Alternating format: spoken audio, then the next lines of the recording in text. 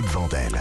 Bonjour Lise Bernard. Bonjour Philippe, mais ravi de vous retrouver. Pas, j'allais le dire, vous me l'avez ôté de la bouche. Ravi de vous retrouver, quoique je vous ai écouté tous les matins au sommaire de ce journal des médias de ce mardi. Oula, grosse actu média pour votre tour. C'est sans doute fait exprès. J'ai vu ça, c'est dingue ce qui s'est passé hier dans la journée. M6 n'est plus à vendre. Ouais. Voilà, ça y est, ce n'est plus à vendre.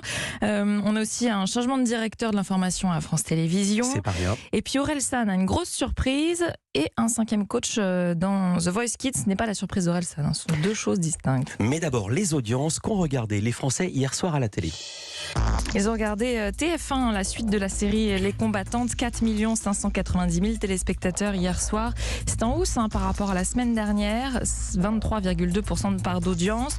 Deuxième, c'est M6 avec L'amour est dans le pré, en hausse là aussi, 4 millions de téléspectateurs. Très bon score hier soir, 20% de part d'audience. 20%, c'est le record en part d'audience de la saison.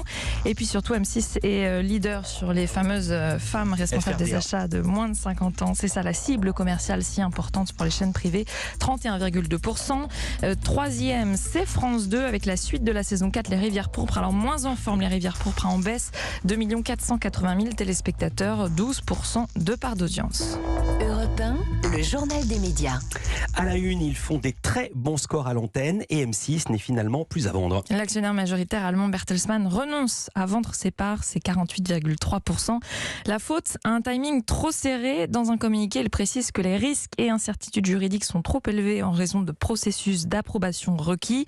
En gros, la vente aurait dû être soumise aux autorités de la concurrence, puis à l'Arcom, tout cela avant mai 2023. Je vous l'ai souvent dit ici, c'est la date de renouvellement de l'autorisation de diffusion d'M6. Et donc, c'est la date à laquelle tout changement de contrôle est ensuite impossible pendant 5 ans. C'est la loi. Et c'est pour cela que la semaine dernière, le président de l'autorité de la concurrence et celui de l'Arcom avaient parlé de calendrier très tendu et même ultra serré lors de leurs auditions devant les sénateurs. Visiblement, Bertelsmann a bien entendu ces auditions. Et alors désormais, c'est donc une autre bataille qui commence. Oui, celle pour le Canal 6. M6 va évidemment demander le renouvellement de son autorisation de diffusion, mais d'autres acteurs peuvent aussi demander à le récupérer en présentant des projets. Mais si, il y a un appel à candidature par l'Arcom. Et donc, ceux qui étaient intéressés par le rachat d'M6 pourraient se positionner. On peut l'imaginer, on le saura en tout cas dans les prochaines semaines. On n'a pas fini d'entendre parler d'M6. La suite du documentaire consacré à la vie d'Orelsan va sortir bientôt. Oui, annonce surprise par Orelsan lui-même hier en fin d'après-midi sur ses réseaux sociaux. Alors, on savait qu'il y aurait une suite, mais le rappeur vient de dévoiler la date de sortie et c'est dans moins de 10 jours, le 13 octobre sur Amazon Prime Video. C'est ce documentaire filmé par son frère au plus près, des années passées à filmer l'intimité du rappeur. Et après une première saison sur ses débuts, sur comment il a percé, la deuxième va s'intéresser à la suite. Une fois le succès arrivé, comment le garder ? J'avais une question en tête. Comment il allait revenir après son plus grand succès? On sait qu'il y a un enjeu de ouf sur l'album. Je voulais tout filmer. Du premier mot écrit à la dernière note jouée. On est dans les studios de Pharrell Williams. Aurel, il est toujours tout seul au début. Ah bah c'est du propre. Faut le laisser. Mais pas trop. Ses coups de folie et ses éclairs de génie. Je suis plein spi. Tous les trucs auxquels je pense sont bien. Je descends aussi bas que je suis monté haut. Putain de merde. Mais je trouve tout nul. Je me suis trompé de branche. Je chante faux et je sais pas faire de musique.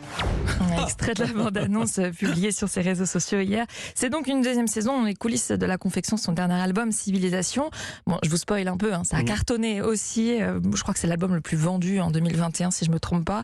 Et d'après la bande-annonce, le documentaire promet toujours d'être aussi près de l'artiste. On y voit même quelques images de son mariage. On quitte les plateformes pour la télévision publique. Là encore, coup de tonnerre. France Télévisions change de directeur de l'information. Laurent Guimier est remplacé par Alexandre Cara, nommé directeur de l'information, et Nathalie Saint-Cric, nommée coordinatrice en charge des évolutions éditoriales de l'information. On ne sait pas trop ce que ça veut dire exactement pour l'instant. Personne ne veut trop parler. C'est normal, on attend un petit peu avant.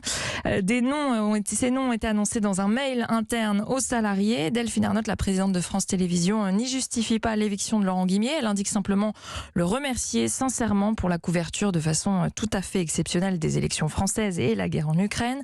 Donc pas de raison officielle donnée, mais il faut dire que Laurent Guimier avait eu une motion de défiance en juin dernier, motion votée par près de 80% des journalistes. Il était pourtant resté en poste à ce moment-là. Alors le journaliste ne quitte pas pour l'instant France Télévisions. En tout cas, plusieurs propositions d'autres postes lui ont été faites. Mais il se pourrait bien qu'il soit candidat à la présidence de Radio France. C'est en tout cas le bruit qui court dans ce petit monde qu'est celui des médias. Et comme chaque mois, Médiamétrie publie les audiences mensuelles des chaînes. Celles de septembre viennent de tomber, Louise. Oui, et celle que j'ai tout de suite regardée, comme tous les journalistes médias, c'est celle du groupe TF1. Mais oui, pourquoi ? Parce que Canal+ a coupé la diffusion de TF1, TMC, TFX, TF1 Série Film et LCI depuis le 1er septembre. Vous le savez maintenant, si vous nous écoutez régulièrement, c'est une coupure faute d'avoir trouvé un accord financier, car Canal+ estime ne pas avoir à payer TF1 pour la diffusion de ses chaînes gratuites. Or, cette coupure a un impact sur les audiences. TF1 a parlé de 8 à 10% de baisse selon les jours. Alors qu'en est-il au bout d'un mois de coupure ? Le plus gros impact est sur la chaîne TF1. Elle réalise la plus mauvaise audience de son histoire avec 17,7% de part d'audience contre 20% un an avant, au mois de septembre 2021. Évidemment, on ne pourra jamais déterminer précisément si la chute d'audience est due uniquement à la coupure de Canal+. Qu'en est-il des autres chaînes du groupe TF1 ? Alors TMC et TF1 Série Film sont en baisse elles aussi. TFX, elle, augmente légèrement. Et puis il reste LCI. Et là, contre toute attente, c'est une très bonne audience, la meilleure de son histoire. C'est aussi la meilleure progression des chaînes d'information. En plus, c'était déjà le cas au mois d'août. Il faut dire qu'aussi les chaînes d'information ont été portées par l'actualité avec le décès de la reine d'Angleterre. Seul CNews baisse légèrement. Le classement des chaînes d'information reste le même. BFM TV largement en tête à 3,5%. CNews à 2,1% et LCI qui s'en approche à 1,8%.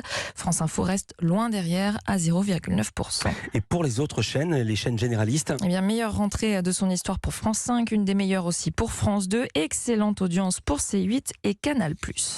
Une annonce qui va peut-être remonter les audiences de TF1, en tout cas on leur souhaite. Pour sa finale samedi, The Voice Kids va faire appel à un 5e coach. On est désigné comme un super coach, même par la production. C'est un 5e coach qui va assister aux répétitions, qui aura le droit à son propre fauteuil rouge lors de la finale et qui chantera aussi avec les jeunes talents de l'émission.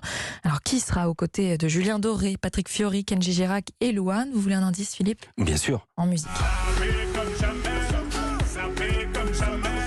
Ça fait comme jamais, c'est un couturier, c'est Jean-Paul Gaultier. Mais non.